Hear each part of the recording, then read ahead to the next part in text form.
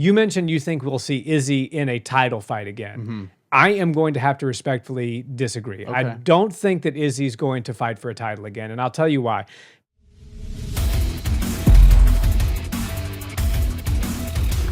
So we got a lot to break down today, Nick. UFC 305, Dricus Du Plessis getting the finish over Israel Adesanya in what was a very back-and-forth fight. Very entertaining fight, one that saw both men have their moments and have their rounds. For sure. Want to talk about that. We're going to talk about Kai Kara-France's amazing comeback victory. We haven't seen Kai in a while. He said he needed to take some time off, sort things out. That certainly seemed to play in his favor. And how about Dan Hooker showing up, tatted up from the feet up, and looking like the durable monster that he is, getting the job done over the very difficult Mateusz Gamrot. Oh, yeah. I want to break all that down, as well as talk some Alex Pereira versus Khalil Rountree. That curveball hit us a few days ago. Big and news. Then get into Baralho versus Cannonier coming up this weekend. So we have a great show in store today. But let's start off with that main event from UFC 305, because Dricus Du Plessis is the new champion, but like some new champions in the past, he won the belt in somewhat controversial manner. He beat Sean Strickland in a very close decision, a decision in which a lot of people thought Sean Strickland won. Now, if you had Dricus winning, that's not an outlandish, thing to have. It wasn't a robbery either way you look at it, but he was looking for that cemented, this is my signature victory as the champion at 185, and a finish over one of the top two best 185ers of all time in Israel Adesanya, and a submission at that, as he had never been submitted in his career before, really does stamp his claim as he is the guy at 185 right now. So I want to get your thoughts on the fight. I have a lot to unpack as well. I think some of those striking exchanges were really interesting, the way Dricus used his grappling and his tenaciousness.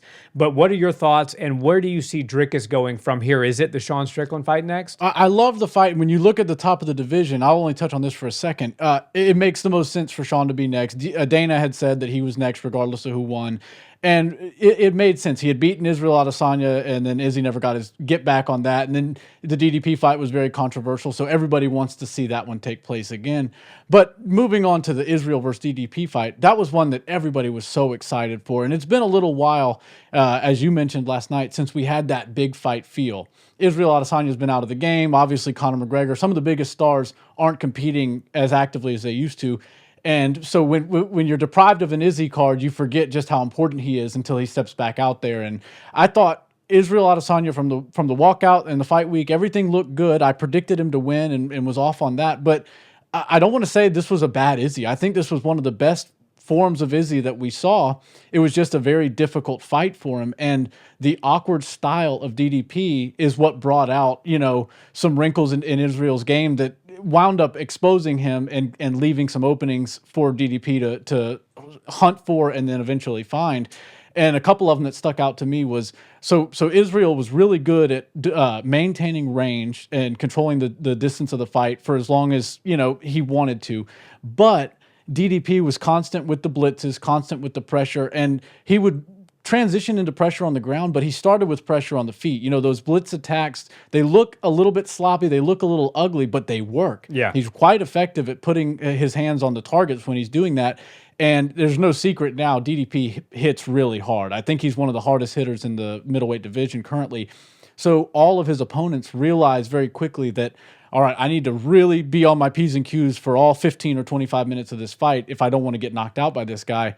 Unfortunately, nobody's been able to do that yet. But Israel Adesanya had a lot of good moments, and it felt like to me in every single round. And by the way, the judging was all over the place last night. Even one of the judges got dismissed from his duties, and they brought in another one after that. 30-27 for Tai Tuivasa. Probably the most egregious scorecard I've seen in a long, long time. Yeah, and we've seen some crazy ones even just this year. So it was crazy to me because I saw Izzy winning the first round, and then I saw DDP winning the second. And then the third round was also very close, but I thought Izzy was up on it. But when the official scorecards came out after the fact, after the finish, DDP was up 2-1, which was interesting for me because I thought Izzy was doing enough to win. And the issue that Izzy ran into was a couple of things. He got he was willing to engage with DDP, and he was getting the better of the striking exchanges. But when he would finish doing his work, whether it was kicks, whether it was punches, he would admire his work and kind of look at it for a second and stay right in front of his opponent. And DDP was able to blitz right there after that, which didn't give Israel enough time to get out of range. And that's where he ran into trouble. That coupled with the fact that when he did back up, he got really tall, his chin got high, and those overhands that DDP were throwing, it was only a matter of time before one of them was going to land. And he had some good success with that. Izzy didn't make the adjustments to avoid that. And from the spectators' eyes, if we're seeing Izzy get really tall and DDP crashing on him and getting really close with some of those shots, obviously DDP's seeing the same thing we're seeing times 10. He's in there. He knows exactly what Israel's doing wrong and knows how to expose him. So I thought DDP really did adapt his game mid-fight really well. And one other thing that DDP did before I pass it back to you was somehow at some point of every round that took place and was completed, he convinced Israel to get into a firefight with him. And I don't think Israel's afraid to do that, but I don't think it's necessary. I think if he would have been a little bit more calculated and patient on the outside, he could have coasted himself closer to a victory. You know, he was giving DDP those opportunities that I don't think he needed to do. I think DDP was really good at bringing the fight out of Israel Adesanya, but that was compromising Izzy's game. And you could tell that Izzy was doing a lot of things right. The footwork was a thing of beauty. The stance switching was very confusing. Really great kicks, low kicks, high kicks, body kicks. And body punches. Some of those. Oh, yeah. When he was setting up that jab with that, hook to the body, to the liver, I believe that was the side it was on. He really hurt DDP with a few of those. The liver punches, and he would even double up. So he'd go spleen side, then liver side. And DDP, you pointed out last night, he has a very high guard. So attacking the head with hooks or big kicks is a little bit difficult. So you have to start to attack the body to bring the hands down. And Izzy was doing a good job of that. But the two things that stick out with DDP the most to me are his durability and his power. Yeah, because I don't think people are going to be able to just go out there and one punch knock out DDP. I think you really have to accumulate over about a 4 or 5 round period to get him out of there. Israel just didn't do it. I think Israel still has a very bright future. I think all of the fights he's in from here on out are still going to be meaningful. And I don't think that's the last title shot that we see Izzy in. I think he could very well find himself back in a title opportunity. I'd love to see that fight again. I know it got finished and we won't see that next or anytime soon, but it was a competitive enough fight to where I would like to see it again. And I think Izzy has done so much as a champion and shown us that he can learn from his mistakes and go back and get his win, that it would be an interesting fight. Obviously, 185 has plenty of great characters that we need to see get in there first, and I'd love to see Izzy as a contender, not a #1 contender, but out there in the ranks with the boys to climb his way back to the top. All in all, DDP proved me wrong on the comments. Now everybody's in the comment section saying this didn't age very well. And luckily for me, we've got a channel here where we both get to make our predictions. I was well off, but I think you were about as spot on with your prediction as anybody that predicts fights in the combat sports world. Yeah, and I got grilled for it. I got called an IT guy. As they said, don't take fight advice rather from a guy that looks like an IT specialist. There you go. I didn't really take that as an offense. It's the glasses. Because, I mean, that's a cool job. I guess those guys make some good money. So, but bottom line, you're right. I predicted when we did the video before the fight that Dricus Du Plessis was going to win, and he was going to win by submission in the 3rd or 4th round. You can check the record because the receipts are there. Yeah. And I also said that he's going to lose the first couple of rounds because Izzy's going to be very difficult, very cerebral, and he's going to move really well and keep the blitzing striker at bay and make it difficult for him to find his entries, which I do think Izzy won, at least 2 of the first 3 rounds. I do too. Yeah, I had him winning round 1 and round 3. Yeah. And Dricus was the winner for round 2 in my eyes. But a few things that Dricus did extremely well to me, as you mentioned, you already touched on it, were the blitzes. But what he did with those blitzes and those overhands and how he used that to set up his grappling against the cage. Really good body locks. And one thing about DDP, he does keep that high guard. And so it's hard to find, Izzy's very dangerous with head kicks. He can head kick knock you out. Right. And I think Dricus respects his own durability. And so he's like, okay, if I'm going to eat some shots, let it be to the body because I'm not going to get starched with a head kick or with something that I don't see coming. And he even said after the fact, I was in there with a better striker than me. So I had to do what I had to do to make it ugly, to pressure, to get this thing down and ultimately seek that submission, which is exactly how the fight ended. So the blitzing was key for DDP. That awkward blitzing where he's throwing overhands, he's coming in. That, because you said Israel Adesanya, when he's backing up, he's not as elusive sometimes as I'd like for him to be because he is tall and he gets even taller when he's backing up out of an exchange. He'll throw a beautiful 1, 2, 3 and finish it with a body kick or something like that. But then he kind of stands right in front of you, as you said, admiring his work. And then when he does get out of the situation, because DDP reads that the exchange is over for Izzy, and so he's like, okay, now it's my turn to hit the gas. And then when he turns on the green light, Izzy kind of is almost like backtracking, trying to get out of the scenario, and he gets really tall, and that's where some of those overhands landed. So really good read by DDP on being able to utilize that in his game, which is one of the strengths that he has, that blitzing forward type of striking style, and use that against a fighter who's a better striker than him to find striking success in order to get the fight to where you ultimately have the best chance, which is on the ground. Dricus Du Plessis, he's got a lot of power, no doubt. You mentioned he's one of the top, pound for pound strikers and powerful as far as power is concerned at 185. I would agree with that, but I would also say he's top 3 or 4 submission aces at 185 as well. So, when you have a guy who's a top level submission guy, generally he's not also a top 5 striker, and vice versa. Izzy's been one of the best ever at 185 his entire career as far as striking goes. He's not even in the top 30 as far as submission ace goes. He doesn't even have a submission victory in the UFC. So we have something really special in DDP. We have a guy that can knock you out. He's got hands of steel. Yes, his striking style is a little bit more awkward than a lot of the top-level guys, but it's damn effective.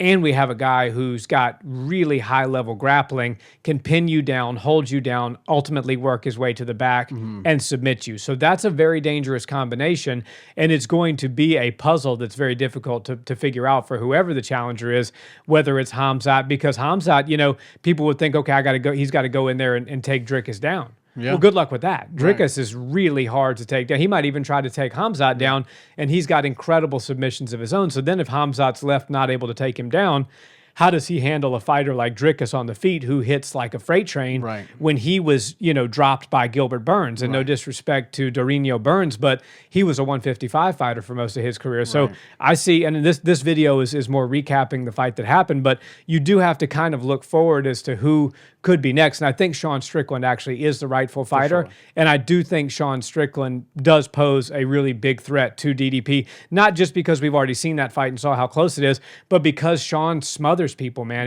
It's hard to blitz a guy that's walking at you like the Energizer Bunny. You almost have to give somebody that space to start a blitz. And Sean, he's suffocating. He does not give you any space. He's going to come forward and his jab's going to be in your face the entire fight. So really interesting proposition there. And I think that's what's going to be made next. So I just want to give my thoughts real quick before I hand it over to you to talk about the co-main on Izzy. You mentioned you think we'll see Izzy in a title fight again. I am going to have to respectfully disagree. I don't think that Izzy's going to fight for a title again, and I'll tell you why.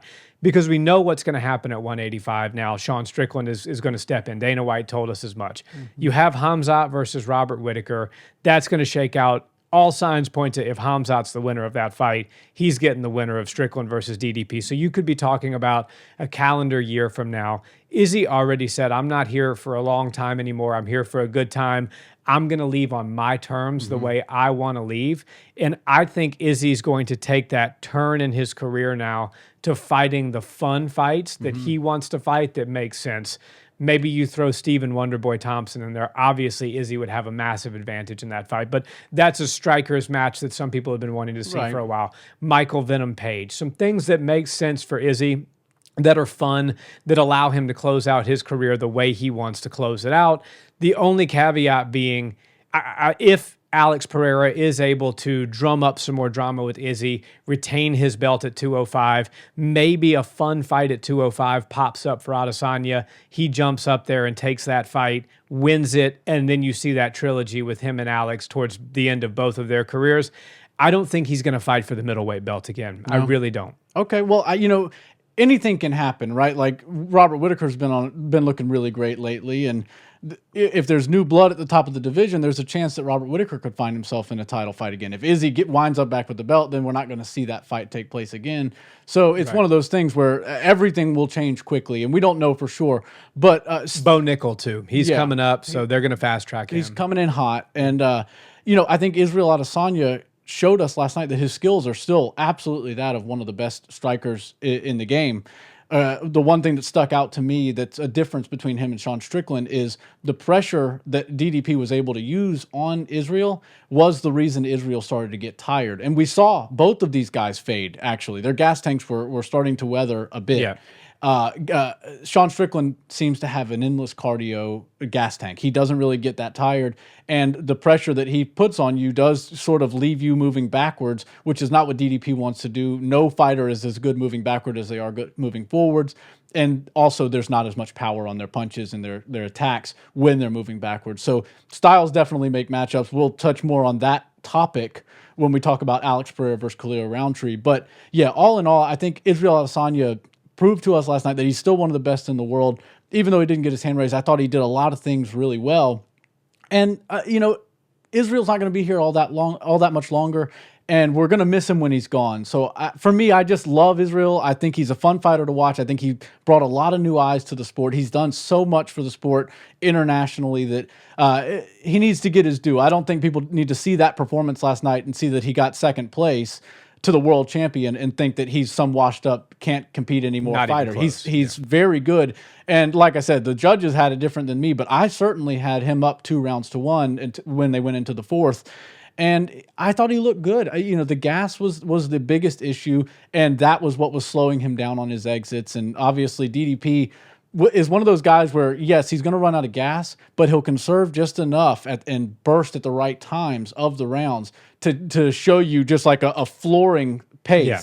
And once he does that, you'll get some oohs and ahs from the crowd. You might wind up dropping somebody. I remember at one point of the fight, Israel tripped over DDP's foot, but when it's all happening in real time, you can't tell if that was a drop or if it was a trip. You don't really know. So DDP was gaining a lot of momentum and doing things really well. But I have to preface this one more time. I really do think that DDP, his ability to adjust on the fly and find corrections in his game and find holes in Israel's game was the reason he won that fight. Because if it would have continued at the pace and at the style that it was going, Israel's takedown defense was only getting better as the fight went along.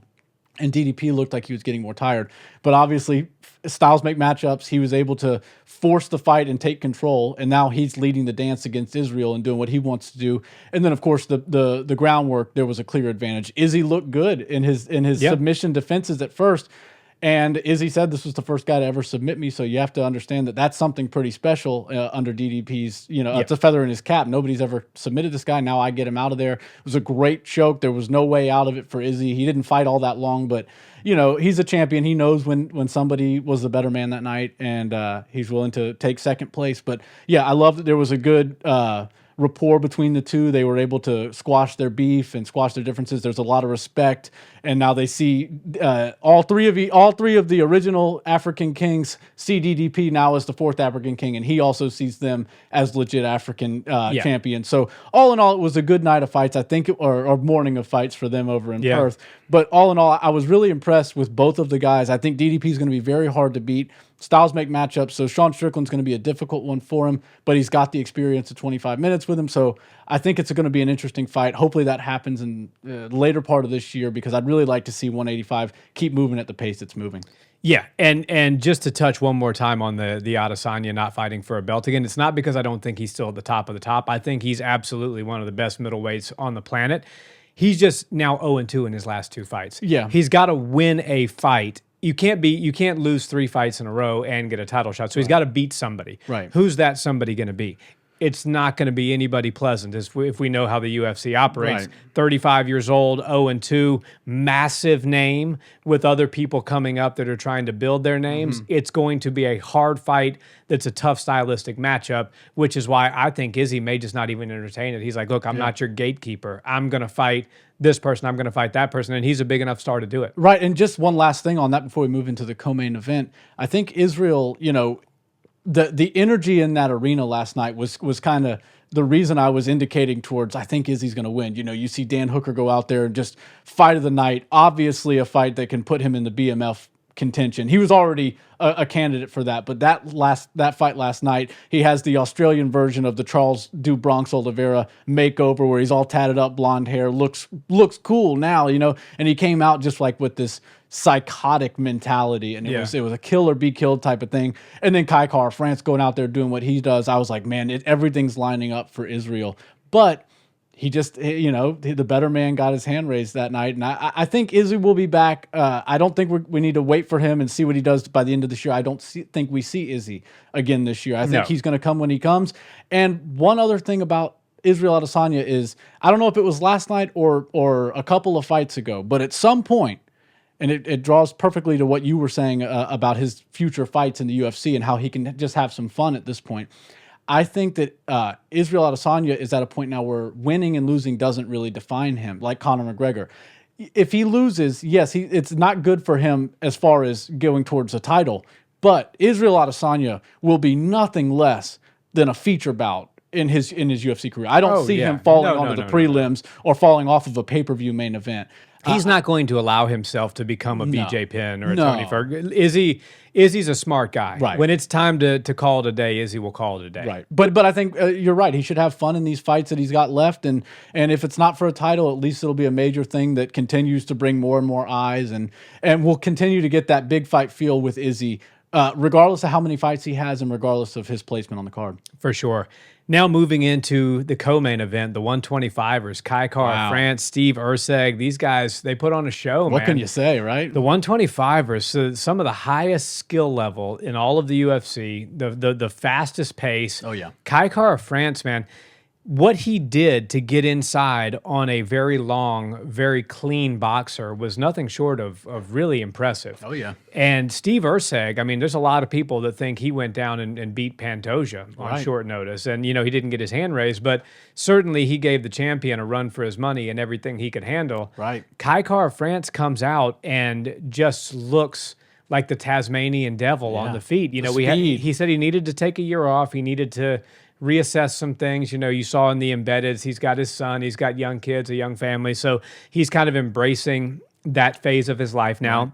But man, whatever he did to take that time off, clear his head, get back in the gym and sharpen the sword, so to speak, really played in his favor. Oh, yeah. Technically speaking, I loved his game plan. Yeah. Because Steve Erceg is very clean with the ones and twos. He's also tall for 125. Right. He can keep you on the end of his jab. His boxing is some of the best in the division. Yes. How do you get inside on a much taller boxer who's got great straight punches? Well, just look to Mike Tyson. When you watched him back in the day at heavyweight, he was stepping in with these big overhands and moving his body side to side. I think Kai almost took a page out of that book last night because he was able to, throw single shots and then follow it up with a step-in overhand, which is he threw that combination a couple of times. Yeah. And I think he was trying to find his range, but he figured out how, once he had timed that jab and that straight of Steve Erceg, how to get inside on him. And the best method of doing that would be to throw that jab out, step in with the overhand when Steve is moving back, and close the distance. As a 5'4" fighter, you can really whip that overhand over the top. And if you move your head appropriately, you can kind of get out of the way of what might be coming. You still have to watch out for the knees, especially being that short. But it was a thing of beauty. I mean, I think his finishing sequence was really impressive. Oh, yeah. And for a guy that is 125 pounds and 5'4", he packs a massive pop in his punch. Kai Kara France, I think Daniel Cormier said to him in the post-fight interview, how in the hell do you have 13 first-round knockouts at 125? And so I believe 13 is the number. Yeah. That's extremely impressive for somebody in a lighter weight class. Most flyweights don't have 13 finishes, period, let alone 13 first-round knockouts. So Thoughts on Cara France, and does a win like that get him into a title fight with Pantoja? Well, the answer to that is 100% yes. I think Cara France is one of the most exciting fighters at flyweight. And, the people are really starting to take to him. I think he's got a great presence down there where he's from, and people want to see him do well. I'm a fan of Cara France. I love his fighting style. I think he's very entertaining, and he's just got that madman mentality. And it's kind of cool to see it come out. And I love that you brought up Mike Tyson in boxing, because I want to say this real quick, and all due respect to all MMA fighters and strikers, but time and time again, if you go into a boxing gym, if you go hang around people that watch boxing, they'll watch MMA and they'll go, man, these guys have no idea how to throw their hands. They don't actually know how to box. And Cara France's finishing sequence, along with everything else he did in that fight, but his finishing sequence was a perfect example of boxing in MMA. It's a different thing. Yes, he'll never be the boxer that a Mike Tyson is, or the boxer that any of these guys on the high level of boxing are showcasing us. But the way he's able to utilize the footwork, and make no mistake, the footwork was beautiful, but when you throw the one and you step with the two, many people start to assume that's your temporary stance switch to change levels and shoot in, especially if it's an open stance situation, because now you're even Steven with the guy. You're both standing in an orthodox position, and that opens the double up. The double, and you're naturally changing levels when you step in with your two. It's a brilliant way to take people down, but the greatest way to catch somebody in doing the right thing, which Steve Erceg did. He backed up and then started to sort of change levels and match Cara France's head, which was right. What he did after that was through that perfect hook. And if you watch Cara France's eyes, they don't leave the target for 1 second when he's doing all of those big punches. And while it might look a little bit reckless, or people will see it and be like, oh, that didn't look like the cleanest entry. No, what it was a thing of beauty. And as far as MMA goes, that's about as nice as you can mix the martial arts with the boxing, because he looked so sharp in that situation. And I do want to talk a little bit about Steve Erceg's hiccups in the fight, because I think there were a couple of things that stuck out to me. And the reason I saw them, I believe, is also the reason Cara France saw them. Steve Erceg, there's no doubt about it, he's one of the best boxing and all-around strikers in the flyweight division, but he was very timid. He wasn't throwing near as much. He was feigning really well. All the feints he was doing were getting some sort of reaction out of Cara France, but he wasn't doing anything following it. And when you're feinting people, that's your moment. As soon as you see some sort of reaction, you do it a couple of times, but then you have to rely on the fact that that's going to happen again when you show them the same feint. And what I noticed with Steve Erceg is, yes, he was throwing some offense, but he really was a little gun-shy and timid when it came to actually utilizing those feints to get inside and score his own offense. And Cara France realized that, okay, I'm looking at a lot of feints, and there might be a little bit of risk of entering in, because you never know when Steve's actually going to throw a heavy punch, something like what knocked Matt Schnell out. You don't want to walk into those punches. But if you're fighting somebody that's a little bit gun-shy, you do start to take those risks. And Cara France made the right call by blitzing him. And I mean, Cara France's back was up against the cage, basically. Yeah. Not all the way, but pretty close. And he came with a huge burst, very similar to DDP, except for a little bit cleaner, in my opinion. And it shut the lights out, man. So Cara France, the future's bright for him. I really love his fighting style, and no hate towards the flyweights, but naturally they don't knock people out as much. And when you've got a guy who's a knockout artist at the lightest weight class that the UFC has, he's only got like 22 wins, and you're saying 13 of them are first round knockouts. First round knockouts. That's insane. That's a ratio that you don't ever see at the lightweight classes. So I'd love to see that, not only because he deserves it, and I think he's the next best guy in the division, but his style is entertaining. The people will like it. The fans already do love him. So I think everything is pointing in the directions of Cara France getting that. Yeah, Cara France versus Pantoja is a great title shot. Great title fight. And don't look too fast, but Pantoja is approaching, if he's not already, at that 35 age. So we saw Bilal Muhammad break that curse, but not many people do. 170 and below, 35 years of age and over in title fights, you almost always lose the fight. I mean, there is very few exceptions that you could count on one hand, maybe even three fingers, where they've actually, the older fighter has won. Right. So, and you need all your fingers and toes to count the times that the under 35 guy beats them. Yeah, it's every other time. Right. So So Kai Kara France versus Alessandro Pantoja is a great fight. I think that needs to be next. There's a few newcomers at 125 that have kind of looked good and looked impressive, but Kara France has been around for a while. He's got some signature wins. He's got an exciting fighting style. Makhayev's out of the way. Yeah, Makhayev is gone. Who knows when he'll be back, if he'll be back, But yeah, Kara France is the next guy. And now talking about the feature bout, Dan Hooker, Mateusz Gamrot. Stole the show. Yeah. I'm not going to claim that I got this prediction as right as I got the DDP prediction. I got this one totally wrong. I thought Mateusz Gamrot was going to make this very ugly. I'm not one that believes Mateusz is a boring fighter. I think Mateusz is exciting on the ground. He's very tenacious with his takedowns. Yes, good striking. Very good striking too. He does take you down and he does do work from there. So I get if you love a stand-up fight, maybe Mateusz Gamrot's not your favorite fighter. But I thought he was going to be able to win the victory with good wrestling and good pressure and really keeping Dan Hooker from maneuvering too much and doing some damage on the ground with good ground and pound. But boy, was I wrong. Dan Hooker looked like a tattooed up Charles Oliveira, New Zealand version zombie last night in there. He was walking forward, eating everything that Mateusz had. I mean, just beautiful takedown defense. Talking from a technical standpoint, we can talk about the toughness all day long, and Dan Hooker's got that in spades.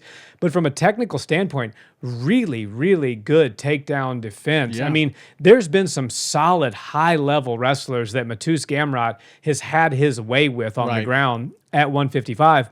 And Dan Hooker is not known as one of the top grapplers in the division, but he did exactly what he needed to do when he did get taken down, mitigate the damage, get himself back to his feet. His sprawls looked really good, like big, powerful sprawls, and then he was threatening with that guillotine. A couple of times that guillotine looked like it was pretty dang tight. Very. And I don't think Dan was going to finish the fight with a guillotine, but it certainly created the scrambles and the space that he needed, and that's where Dan really thrives, because when you defend a takedown and you shuck a fighter off, there's a moment where you're resetting, and Dan Hooker in those moments is looking for blood, and he's going to strike you, he's going to kick you, he's going to grab your, pull you in a plum and throw a knee up the middle. That's how Dan Hooker fights. That's how he operates. So really beautiful striking. Loved the call out of Max Holloway afterwards. That's the fight, right? 100%. I mean, now if Max Holloway beats Ilia Topuria and he's the BMF champ and the 145 champ, there's a gamut of things that could happen. Sugar could beat Merab, and they try to make a mega fight with Sugar moving up to fight Max. Right. I could talk for 30 minutes on what could happen with Max Holloway. Right. But with Max Holloway having that BMF belt, as long as he has that BMF belt, Holloway versus Hooker works as a fight. Now, I think Max would be favored, and for good reason, but Dan Hooker certainly wrote his name on the very short list, in my book at least, of fighters that deserve to be considered for that BMF belt. Yeah, and it's not about looks, right? But Dan Hooker's always had the skills to be a BMF in the fighting style. Now he looks like a guy. But it's a little bit about looks. Every BMF has had a certain look about him, you know? They just look like the toughest guy in the division, and now Dan Hooker, with all these cool tattoos, and they look really well done, he definitely sits in that group now. I really love the fight. Before we get into what's going to happen next, BMF, I love that idea. We were watching the fight, and we're like, dude, him versus Holloway, that's the one. And then, of course, he makes the call out. Gamrot looked a little surprised with the decision, and I won't say it was a robbery either direction. I think it was a very close competitive fight.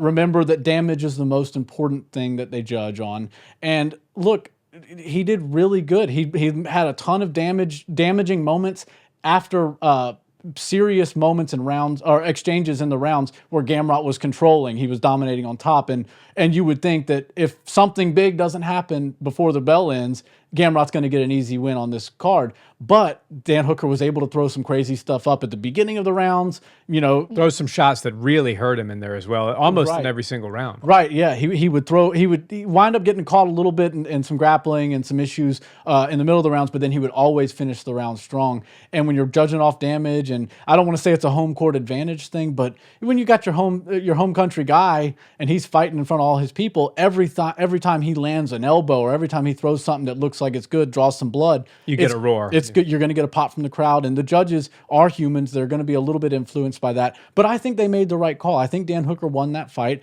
I think it was a close fight, and I love that you talked about the takedown defense, because when you're fighting a guy like Gamrot, you've got Gamrot, Saruki, and Islam.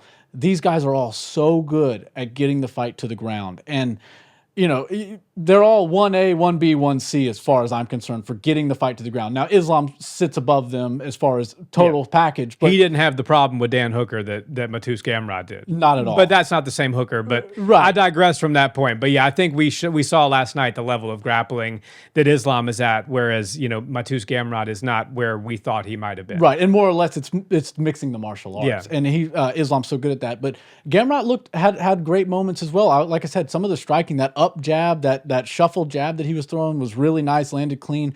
But Dan Hooker showed me something really brilliant with the takedowns, because Gamrot, like I said, these guys, they can take you to the ground. They will take you to the ground if you give them a 15-minute time limit to do it. The issue is wrestling is the most exhausting thing you can do in MMA, and not just defensively, offensively too. You're bursting, you're picking up at that night probably 180 something pound man and trying to drag him to the ground, and then you have to hold him there, and he's a professional fighter, professional athlete. It's very difficult to do. So Gamrot looked tired when he would get up, but the entries were very, very nice, and I love that Dan Hooker's approach to getting taken down was to immediately put some sort of offensive threat on Gamrot. And it came by way of guillotine, right? I got a lot of saying that Dustin Poirier back in the day had one of the best guillotines, even though he's never finished anybody with a guillotine. But I'll say that the importance and the timing of the guillotine and the submission threats have to play into factor. And Dan Hooker's ability to lock up a quick guillotine, not to look for the finish, I'm sure he would have taken it if it was there, but to at least stop the offensive attack from Gamrot. That was brilliant. And then shortly after that, you start to develop the timing, and you start to see when your opponent is going to shoot on you. And after about the second round, Gamrot would take his shots, and you were seeing full, complete sprawls, and that's because Dan Hooker knew it was coming, and rather than getting wrapped up or getting his leg grabbed or getting caught by a kick or something like that, he was able to stay away long enough to see the thing coming. It's a millisecond type of thing, but once he was able to pick up on that, he didn't have to worry as much about threatening with a guillotine or threatening with some sort of offense when Gamrot took him down. It was better for him to sprawl and just disengage and get back to the feet. And I thought that was a really good pickup on his part. And I think it's going to be, I don't want to get too crazy in saying this, but I think the blueprint that Dan Hooker put out for fighting a grappler, not just in the lightweight division, but in all of the divisions, is good. Look, these wrestlers, they're going to change levels. Sometimes sending up an uppercut or a knee is a little bit risky because the target of the head is so small, and once they're coming in and now you're standing on one foot or your balance is compromised, that's a big issue. So I think Dan Hooker showed us that, look, as soon as one of these high-level wrestlers shoots on you, you've got to threaten them with something. That will slow them down temporarily. It's not going to stop them. You're still going to get taken down, but that can at least put you in a better defensive position than if you didn't throw up some sort of submission attempt. So I really like that, and I guarantee you, moving forward, we're going to see guys that are going against heavy grapplers utilize things like grabbing a quick guillotine before they can finally get the read on when the shot's going to come, and then they'll be able to avoid it like Dan Hooker did. Yeah, well, I mean, the guillotine, it serves its purpose. Obviously, if you can finish a guillotine, finish the guillotine. Anytime you can finish a fight with any legal move, do it, But the guillotine is very effective in the sense that it forces, at minimum, your opponent to change their strategy. Right. Because if you don't obviously Mateusz Gamrot knows how mechanically to get out of a guillotine. You tuck the arm, you get the hands in there, you start to work your chin out, and then you work the arm free, move to the side, get out. It's not the most complex submission in the world to get out of. Right. But that wasn't part of what Mateusz Gamrot was doing. He was orchestrating a takedown that he was going to use to pass the guard, get to a dominant position, and work either ground and pound or a submission. Right. Now, the guillotine was like throwing something on the train tracks in front of the train. Right. The train's still going to get to its destination, but now the conductor's got to stop the train. He's got to get out. He's got to move whatever's on the tracks. Right. You have just created and bought yourself some time to create the scramble to do, if you're the bandit, let's run this example all the way through. If you're the bandit who's going to rob the train, now you got, 5 minutes to do so. Right. While they're getting the thing off the track. So, silly analogy, but that's basically how I see that guillotine playing for Dan Hooker. It was disruptive. It disrupted the plan and the flow of what Gamrot was trying to do, which created the scramble, which got Hooker back to his feet, which allowed him to land some of those big strikes. So you can't discount how big of a factor the guillotine played, even though he didn't submit him. And that's why I understand what you meant when you said Poirier's got one of the best guillotines in the game. Obviously, he's never finished, somebody by guillotine. And anytime you say something on this channel and it's not factually correct, there will be... You're going to hear about it. You'll hear about it. So, but I knew where you were coming from when you said that. So that's why I didn't correct it. But, I think the guillotine for Hooker looked really good. The wrestling defense, striking, the durability. Obviously want to see him in there with the most fun matchups that he can have at this point. I don't think Dan Hooker at 155 right now is going to be somebody who's going to move his way up and contend for a title. That's why the BMF is perfect for him. And now he's number 5 because Gamrot was 5 and he was 11. That's a big jump. Gamrot took a lot of risk taking this fight because now Gamrot's going to wind up at the top of the top 10. Right there, number 9, something like that. But Dan Hooker's going to take that 5 spot. And look, the 4 through championship fighters are very difficult fights, and he's pretty much fought everybody that's already down there. So I think that Dan Hooker's resurgence is going to be a fun one to watch.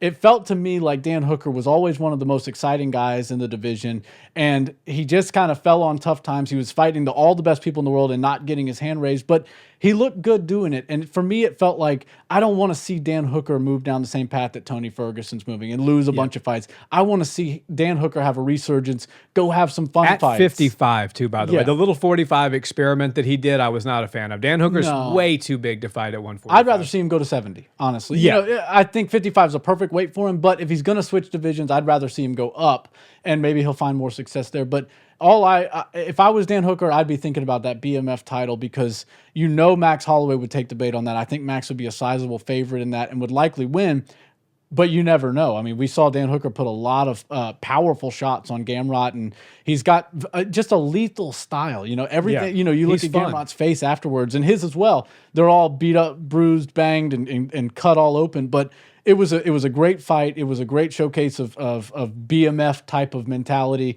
and I think that there's going to be a resurgence of Dan Hooker. I don't know if it's the tattoos, the blonde hair, or if it's a combination of everything, or if he's just feeling himself.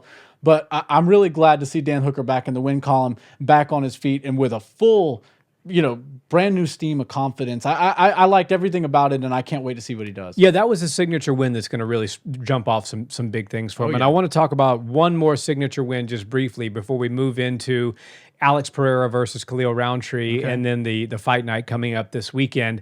And that is Carlos Prates. Li Jinliang. This guy's good, man. Very good. He's all three wins in the UFC, all 3 knockouts. He had a knockout on the Contender Series to get into the UFC. Love that. This guy's a problem on the feet. He's very powerful with his boxing. His 1-2 is one of the cleanest 1-2 combos I've seen in the game. He was hitting Li Jinliang with that straight multiple times until the final one just put him completely stark out, and it took Li a few minutes to wake up. And Li Jinliang is no easy guy to finish, especially to knock out. If you look at that last fight, I mean, he was getting kicked in the head and put on the ground and getting rocked and stuff, and then he'd get back up, but he wasn't like a wobbly fighter when he'd get back up. You're like, he seems okay. Like, he's getting cracked. And like you said, the 1-2 was brilliant. The way he switched the 2 to a slight hook at the end to land that one was a thing of beauty. And, Prates is one of those new guys. A lot of people don't know about him yet. If you're watching the fights, you understand who he is. But that fight last night was one of those ones that was a statement. He's really going to up himself. And I think his level in the UFC and his competition level is going to rise because of that victory. There'll be a number next to his name for sure. So it's all top 15 from now on. Yeah, Li Jinliang is as tough as they come, and he'll fight anybody. He's not afraid of a single person on the roster, and he's tough as nails. But this Prates guy, I love that you're talking about the boxing and the striking because it's all very good, and the techniques are sound and look good. But what sticks out to me the most about his striking is his timing. He's very odd, and his rhythms are weird. He knows how to disrupt his opponent's rhythm. At the same time, he's utilizing very different timings and rhythms to get inside, to land his punches. And just when you think his combination's over, he throws something else back at you. Couple that with the fact that he's a really odd-shaped guy. He's got really Tall long guy, yeah. legs, long arms, and he knows how to use every inch of his range to find his shots in the exchanges. I think he's going to be one of the most exciting guys to watch over the next calendar year. I think we're going to see a lot of cool fights for him, and there's a lot of strikers at 170 that look really good. But this guy's going to be a problem for him. And I don't know what holes are in his game. He seems pretty buttoned up everywhere, but I'm really excited to see what he does. Li Jinliang's stock goes up because he's just such a gangster, so tough. yeah. But yeah, that was a tough one to watch. There was a couple times where I thought maybe they could stop the fight. Of course, he's too tough, and he didn't show us, like his poker face was really good. He wasn't showing us, wobbly eyes or doing the chicken dance. That's why whatever ref was in there was giving him his time. They understand that he's tougher than, the average UFC fighter, which is crazy to say, but he's more durable and tougher than a lot of the guys on the roster. So let's see what happens. Unfortunately, it was a brutal knockout. I think he needs to take the rest of the year off. But Prates, the sky's the limit for that guy because I think he's very entertaining. His style is very fun. And if he keeps going out there and putting people away like that, bright things are ahead of him. Yeah, we got a new one at 170. This guy's going to be very, very exciting. And now that segues into another Brazilian striker that I quite like watching myself. Yeah, and don't we all? Alex Poatan Pereira. Let's go. And he is going to be fighting Khalil Rountree. This one came as a big surprise to me. UFC 307 it is. So not the next pay-per-view, but the one after in early October. Couple of questions. One, did you see this fight coming? I don't think many of us did. Two, do you think it's the right move for the UFC to make a guy who was, just pulled from a fight for... And I'll give that it was extenuating circumstances. I don't think that Khalil Rountree was using banned substances purposefully or maliciously. So let me just preface it with that. But do you think it's appropriate for a guy who just popped, for a banned substance, had to have a fight canceled with Jamal Hill to then be thrust into a title shot? And final question, because I want to break down the technical aspect of this as well, but final question about the fight itself.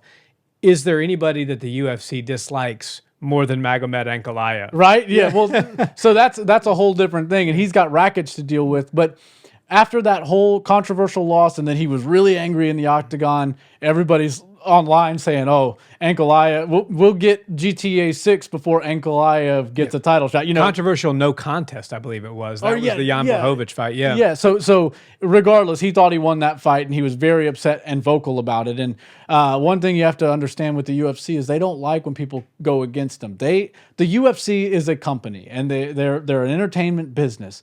They do not have control of the judges. They don't have control of everything that takes place in their sport.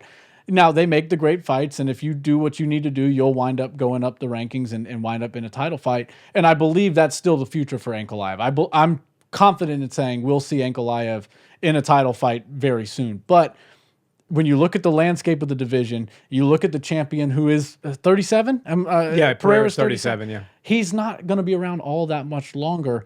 And one thing that we need out of Pereira, just like we needed out of Israel Adesanya a couple years ago, was activity. I mean, Pereira has defended belts or been in title fights 5 times in the last 22 months, which sounds ridiculous and insane and like a record until you find out that Israel Adesanya did the same thing in 18 months. Yeah. And you're like, oh my God, so these guys are really heavy lifters. They become the face of the organization and all reliable for Dana White. They can always call on them. You got a main event slot. It's going to be entertaining. He's got the it factor, so the fans love him. And styles make matchups. And look, if I were to ask you right now, even before this fight was made, aside from Alex Pereira, who is the most intimidating, scary threat for Alex Pereira at light heavyweight?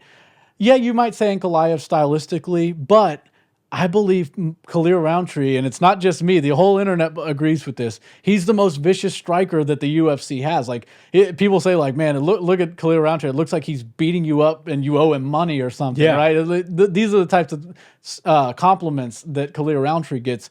And for me, I love Alex Pereira. I know that he's a special fighter, and I don't want to protect him by any means from grapplers or people that have a differing style from him. But he's so fun to watch. He's done so many things for the UFC that it makes sense for me to give him the next best striker in the division, somebody who's hot, somebody who everybody believes is a top 3 guy skill-wise in the division, and who will make a fun fight for Alex Pereira. So while I'm not going to be the guy that's like, oh yeah, I saw this coming a mile away. I knew Rountree was going to get the next title shot. I'm not saying that. But as soon as his name started kind of getting talked about, and you looked at the rest of the landscape, you've got the Jan Blachowicz, and now you've got Rakic and Ankalaev, and there's not that much. Jamal Hill's, he lost not that long ago. It sort of makes sense to put Khalil Rountree in against Pereira. We need Pereira active. We don't need to wait around and see what happens between Rakic and Ankalaev. We can always bank on them later. Let's keep Pereira very active, and I think that's a great thing for the UFC. I think it's a great fight. It's a very winnable fight for Pereira, but at the same time, Khalil Rountree fights like you owe him money, like I said earlier. And if you go out there and you're just trying to play a game with him, or you're trying to fight at a more sparring pace, you're going to wind up behind and possibly unconscious on the canvas. I don't see Pereira winding up in that situation, but this fight is very compelling. It's going to be a very difficult fight for Alex Pereira. And because the styles are so unique, and it's going to be basically 100% a striking match, this evens out the playing field a bit. You got a guy who came from heavyweight, who carries a ton of power down in the 205 division, and you've got a guy who can shut the lights out on anybody. So there's the margin for error, but when you have Pereira versus Rountree is very small. Neither guy can afford to get touched too many times by the other one. And that's why I think it's a fun fight. I think it's the next best fight for Pereira. I don't want to call it a tune-up at all because I think it's actually a very difficult fight. Yeah. But as far as the landscape goes, Khalil Rountree gets the nod in my book. Yeah, I mean, I think Magomed Ankalaev certainly had a claim to be the title challenger. Right. I'm not going to dispute that. But Magomed Ankalaev with that, the controversial, whatever decision draw, no contest with Jan Blachowicz, that the way he handled that, I don't think the UFC loved. No. And, I think that he's kind of been on their what list since that day happened. Right. He does have the skills to contend for the belt at 185. I actually don't think that's as easy of a fight for Magomed as a lot of people do. I think Alex's grappling is very underrated, and I think he can massively expose Ankalaev on the feet. That said, I do think Ankalaev was the rightful guy. But Rountree, to me, is the second most rightful guy, and I'll tell you why. Because Yuri is higher than him in the rankings. Yuri just got knocked out by Alex. Right. Jamal Hill just got knocked out by Alex. Jan Blachowicz is around, but he also lost to Alex when they fought.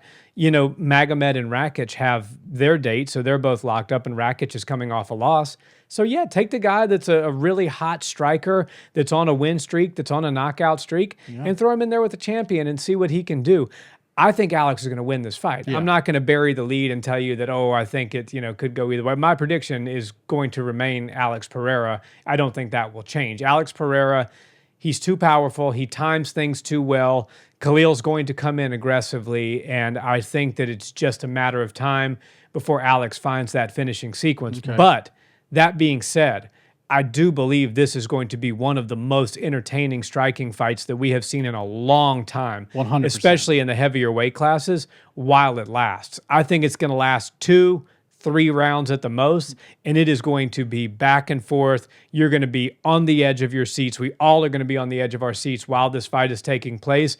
But ultimately, I think there's just skills pay the bills, and there's a little bit of a skill disparity in this one. Alex Pereira being the more skillful striker, and I think he's going to expose Khalil Rountree with a beautiful combination, and he's shown us against Yuri that it's not just that front hook and those great punches that can get the job done. He's got some absolutely devastating switch kicks. He's got some beautiful knees. He's got some great clinch work. Yep. I'm excited to see the full spectrum of Alex Pereira's striking gamut, and I think he gets the job done probably in the second or third round knockout of Khalil Rountree. Yeah, it's a great prediction, and I believe, the odds makers have it right. He's a slight favorite right now, and that'll probably bounce around a little bit, but I don't ever see him being the underdog in this fight. No. Khalil Rountree is as tough of an opponent as he's going to face. And I think stylistically and the intensity that Khalil brings is going to bring a different energy out of Pereira. Pereira fights at a very methodical, cool, calm, collected pace, and he's always dictating the range and the pace of the fight. Khalil Rountree kind of loves to throw a wrench into those plans. He wants to make it ugly. I think Khalil's going to have a speed advantage over Pereira. I mean, I think Khalil's got a speed advantage over everybody. And when you're talking about 3 pounds of pressure on the chin, if you're fast enough to get to the position you need to score your shot on that target, then you can wind up having some success. I think the intensity of Khalil Rountree is going to cause a little bit of difficulty for Alex Pereira early on in the fight. But yeah, if you ask me my prediction right now, I'm going Pereira, and just like you, I think a finish. But I think there's going to be a lot of exchanges. I think we might see both guys wind up getting rocked at some points. And it's not because I don't think Pereira's head and shoulders above Khalil Rountree as far as striking goes. I just think stylistically, Alex Pereira has probably fought 10, 20 guys with a similar shape, body, and fighting style as Khalil Rountree, and that doesn't include his MMA career. That's talking about the kickboxing. I don't see this fight going to the ground really at all. Maybe once or twice we'll see something up against the cage where it gets dragged to the ground, but this is going to be a stand-up striking event, and whoever is the better striker is going to get their hand raised. And the only caveat, I would venture to say Alex is a better striker, and he's more buttoned up, and he knows how to find his target better. But Khalil is very intense. He knows how to find his target, and like I said, the speed is usually the difference maker in his fights, especially at light heavyweight. So I think Khalil has a good chance at this, but it's a tough fight for him. I think Alex is firing on all cylinders, and he's the favorite for a reason. I think Alex Pereira probably still gets his hand raised. Yeah, and I'll just leave that one at this: precision beats power, and timing beats speed. Conor McGregor made that very famous, right. And I love to use that quote, especially in situations like this, because I do believe Khalil Rountree is actually more powerful than Pereira. Yeah, but the precision of Pereira to land that hook and follow up, and even that switch kick to Yuri, the timing and the precision is what. Now, obviously, Alex Pereira can crack. Right. Don't get me wrong; he's extremely powerful, but and he's fast himself. Yeah, he's precise, and his timing and his technique is beautiful. Yeah, and I think Khalil's going to be the stronger, more powerful guy, but the precision and the timing of Alex Pereira is going to win the day. Yeah, it's going to feel a lot like a Muay Thai fight, in my opinion. Yeah. Both dudes are very good at kicking range, boxing range, but one interesting aspect about this fight, I don't see it taking place on the ground hardly at all, and probably not that much against the cage, but I guarantee we see a lot of good clinch work from both guys, offensively and defensively. Maybe we'll see some trips, maybe we'll see some vicious knees up the front, but all in all, these guys are going to make for a very exciting fight for the UFC. I believe, even though Khalil Rountree is a very hard fight, I don't think he's the absolute hardest fight for Pereira right now in the division. But Pereira's done so much. He's fought so many. Everybody at light heavyweight that he's fought so far is a champion or former champion. So I'm not, like I said, I'm not calling Khalil Rountree a tune-up in the least bit. But what I'm saying is he's done so much heavy lifting for you guys. Instead of feeding him some Russian who's going to take him to the ground and possibly steal some of his thunder, give him a guy that stylistically he should probably beat, somebody who's exciting, somebody who's going to bring a fight to him and really bring out the best in Alex Pereira. I think that's the direction the UFC sees. They're like, okay, this is perfect. We'll get Khalil Rountree in here. We're going to have a really fun fight. Highlights galore are going to come out of this fight. And then eventually, whoever wins between Rakic or Ankalaev next year will get their shot at Pereira. But I think right now, this is the perfect direction for the light heavyweight division to go.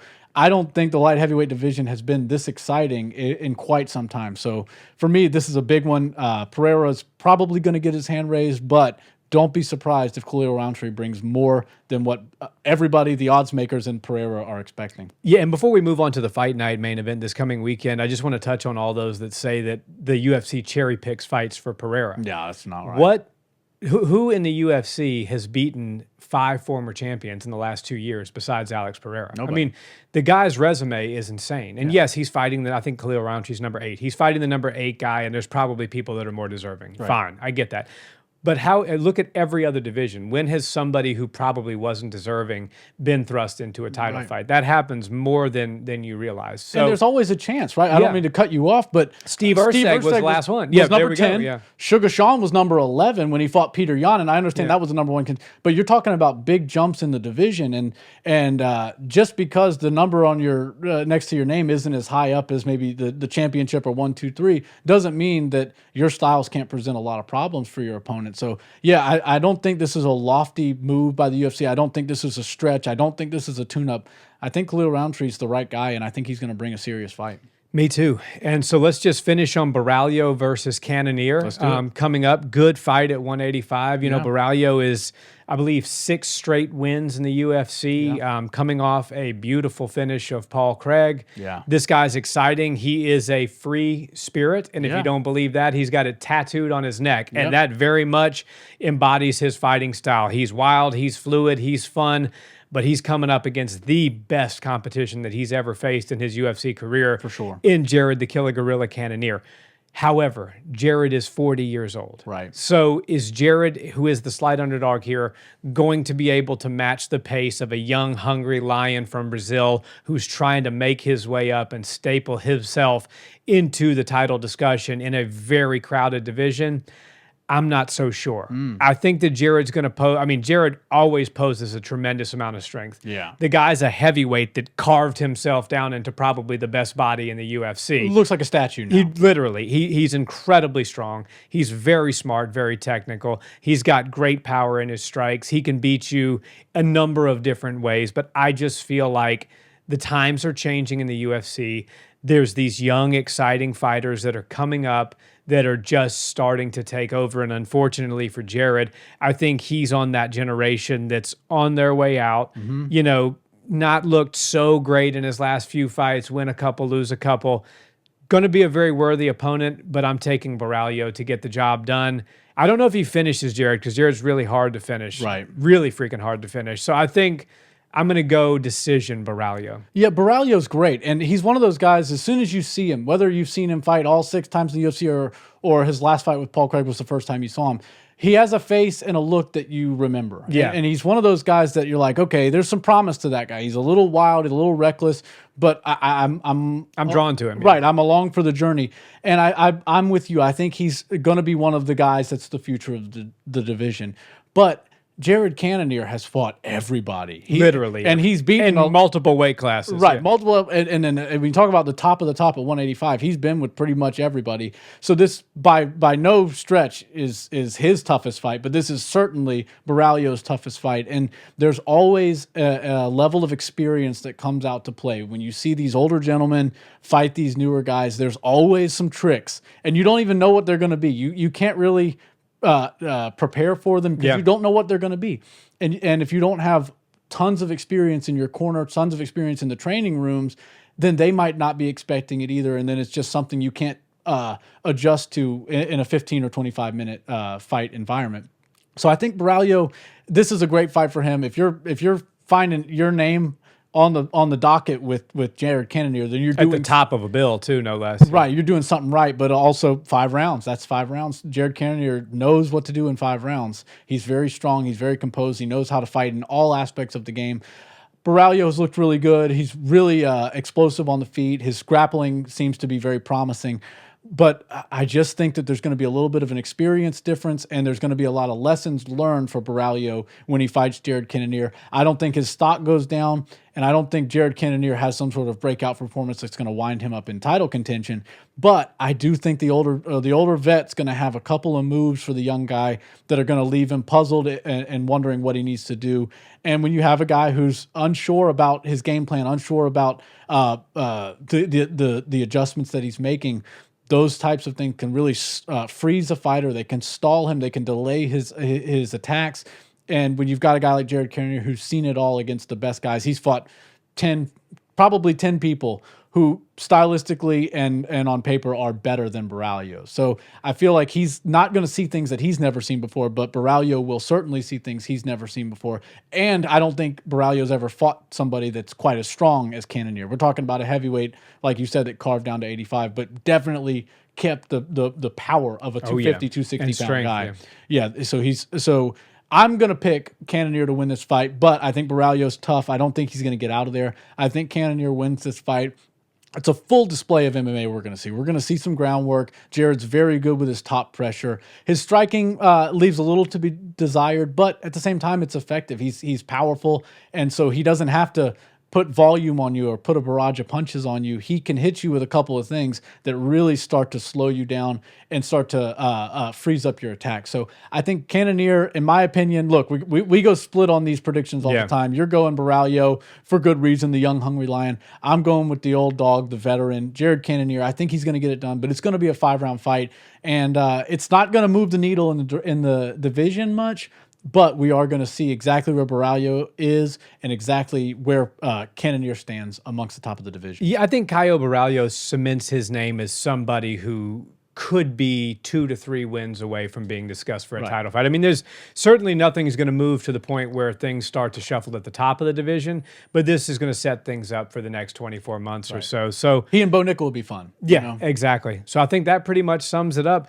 Guys, thanks so much for watching this episode. Enjoy the fights this weekend, family, and let us know who you think is going to win the fight this weekend. Jared Cannonier, Caio Baralho. Let us know what your favorite event or favorite fight on UFC 305 was. Have a great week, and we'll see you next time. Peace.